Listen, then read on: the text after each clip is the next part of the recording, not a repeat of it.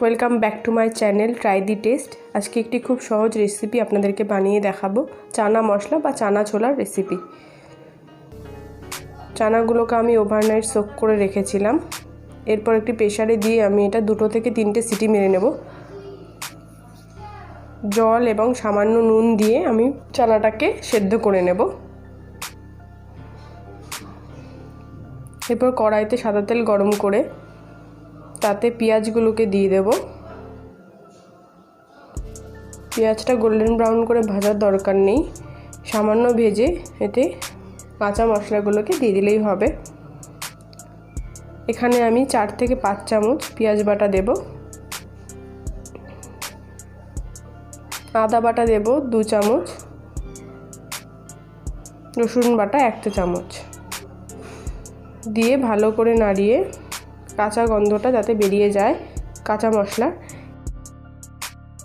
এরপর এখানে শুকনো মশলাগুলো দিয়ে দেব, লঙ্কা গুঁড়ো, জিরে গুঁড়ো আর হলুদ গুঁড়ো দিয়ে ভালো করে নাড়িয়ে নেব যাতে এই কাঁচা মশলা গন্ধগুলোও চলে যায়।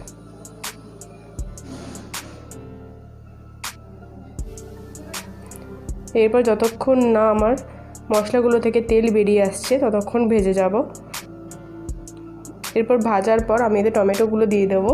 আমি এখানে একটা টমেটো দিয়েছি, আপনারা চাইলে নাও দিতে পারেন, এর পরিবর্তে দইও ইউজ করতে পারেন। আমি দইও ইউজ করেছি, কিন্তু দই যেহেতু টমেটো দিয়েছি তাই কম দিয়েছি। এখানে 50 গ্রাম মতো দই আমি দিয়ে দেব, দিয়ে ভালো করে নাড়িয়ে নেব যাতে দইয়ের কোনো লাম্পস না থেকে যায়। দেখুন দইটা দেওয়ার পর মশলাটার কালারটা আরও সুন্দর হয়ে গেছে।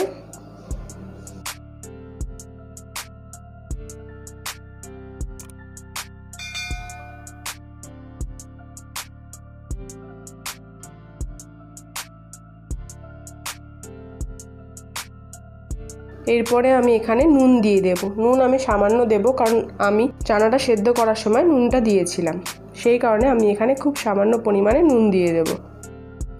রাতে পরোটা বা রুটির সাথে চানা মশলা খুব ভালো যায়। এরপরে সেদ্ধ করা চানাগুলোকে দিয়ে আমি ভালো করে নাড়িয়ে নেব।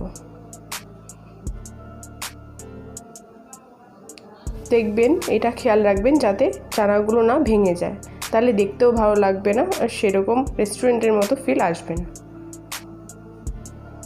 এরপরে চানাগুলোকে সামান্য নাড়িয়ে, যেহেতু আমার চানাগুলো আগে থেকে সেদ্ধ করা আছে তো সেই কারণে আমি বেশি সেদ্ধ করব না।